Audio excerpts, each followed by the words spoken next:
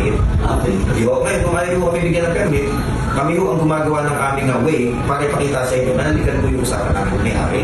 In fact, kay Gita Vincent, dapat lalabas yung Ari ng venue na pagdarausan ng Maisog Rally.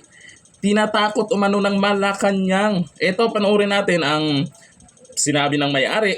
Nako, bakit kaya nila ginagawa ito? Ito ang video. Kasi po, ang nangyari, ganito. Parang tinatakot nila kami. Sabi niya, pag pinayagan niyo yan, alam niyo yung nangyayari sa mga property. Kasi may mga negosyo kami rito. Sabi ko, Sino nagsabi doon? sila. Malacanang. Yung nagpakilalang Malacanang. Oo, sabi ko, gusto ordinaryong tao lang naman kami.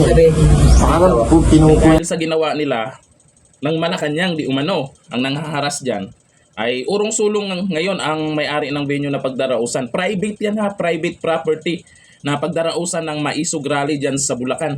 Dahil bantang malalagay sa alanganin ang kanilang mga pag-aari kasi yung may-ari ng pagdarausan ay mayroong mga negosyo diyan sa Bulacan. Kaya natatakot din siya kasi yan talaga pag-iinitan. Wala silang magagawa kasi ang nagbanta sa kanya o nanakot sa kanya ay yung nakaupo. Nako. Kung totoo man yan, martial law na yata. Mukhang ganun na. Bakit matakot sila na may mga ganyang magaganap dyan na rally? Sa probinsya kasi, sa Cebu, sa Davao. Sa Davao, tingnan nyo anong nangyari doon sa gobernador.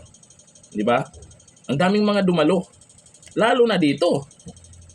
Lalo na dito sa Bulacan. Talagang ang daming dadalo dyan. Anong kinakatakutan nila? Takot ba sila na malaman ng taong bayan kung ano yung panawagan dyan sa rally? O magising yung taong bayan? Matagal nang gising ang karamihan ngayon. Matagal na. Dito naman, pinipigilan.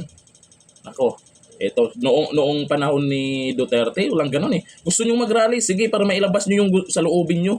Ngayon, hindi pwede. Oo, wag nyo ilabas yung sa loobin nyo. Kailangan pakabot kayo sa gobyerno. Iba ngayon, di ba? Yung sama ng loob mo, hindi mo na mailabas. Tatakutin ka. Ay, sus talaga. Yung Pinoy, pag tinakot ng tinakot, pag sumabog yan, ay magkaalaman. Magkaalaman. Paano masasabi niyo po dito sa ginawa di umano ng Malacanang? Diyan sa may-ari ng venue ng pagdadarausan sana ng Maisog Rally sa Bustos, Bulacan. Comment po tayo dyan. Hanggang dito na lang. Thank you. Bye-bye.